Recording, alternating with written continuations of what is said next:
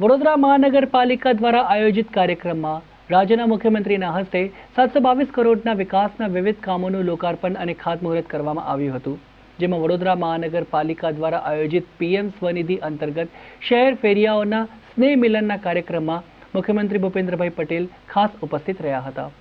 વડોદરા મહાનગરપાલિકા દ્વારા અકોટા પંડિત દીનદયાળ ઉપાધ્યાય નગર ગૃહ ખાતે રૂપિયા 722 કરોડના વિકાસના વિવિધ કામોનું લોકાર્પણ અને ખાતમુહૂર્ત રાજ્યના મુખ્યમંત્રી ભૂપેન્દ્રભાઈ પટેલના હસ્તે કરવામાં આવ્યું હતું।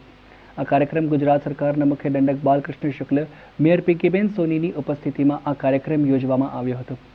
વિકાસના વિવિધ કામોમાં મુખ્યત્વે પાણી પુરવઠા પ્રોજેક્ટ, ડ્રેનેજ પ્રોજેક્ટ શાખા, road project, futuristic planning, cell building project, affordable housing વિભાગ તથા ગાર્ડન વિભાગના કામોનો સમાવેશ થાય છે। મુખ્યમંત્રી ભૂપેન્દ્રભાઈ પટેલે જણાવ્યું કે ગુજરાતના શહેરોને વર્લ્ડ ક્લાસ સુવિધાઓ સાથે મોસ્ટ લેબલ બનાવવાની આશા વ્યક્ત કરી છે।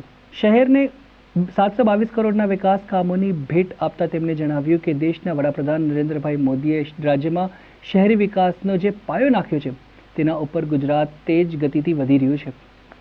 પંડિત દીનદયાળ ઉપાધ્યાય નગર ગૃહ ખાતે આયોજિત આ કાર્યક્રમમાં સાંસદ રંજનબેન ભટ્ટ, તમામ ધારાસભ્ય, મેયર, ડેપ્યુટી મેયર, સ્ટેન્ડિંગ કમિટીના ચેરમેન, મ્યુનિસિપલ કમિશનર સહિત પાલિકાના પદાધિકારીઓ અને અધિકારીઓ ખાસ ઉપસ્થિત રહ્યા હતા।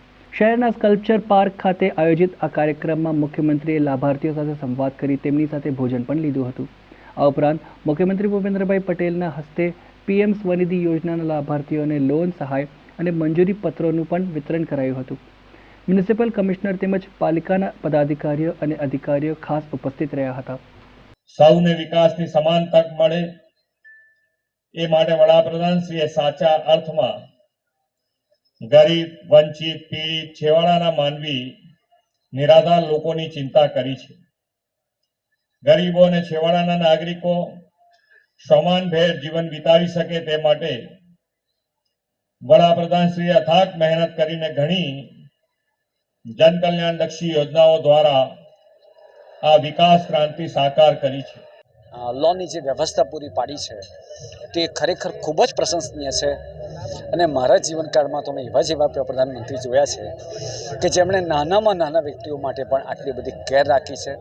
તો ખરેખર માનનીય વડાપ્રધાન શ્રી નરેન્દ્રભાઈ મોદી સાહેબ અને આપણા માનનીય મુખ્યમંત્રી શ્રી ભૂપેન્દ્રભાઈ પટેલ સાહેબનો ખૂબ ખૂબ આભારી છું। તદુપરાંત શહેરના ખૂબ મહાજનો અમારી સાથે, મેયર શ્રી, ધારાસભ્ય, તેઓ બધાએ અમારી સાથે ફૂડ સેલિબ્રેશન કર્યું।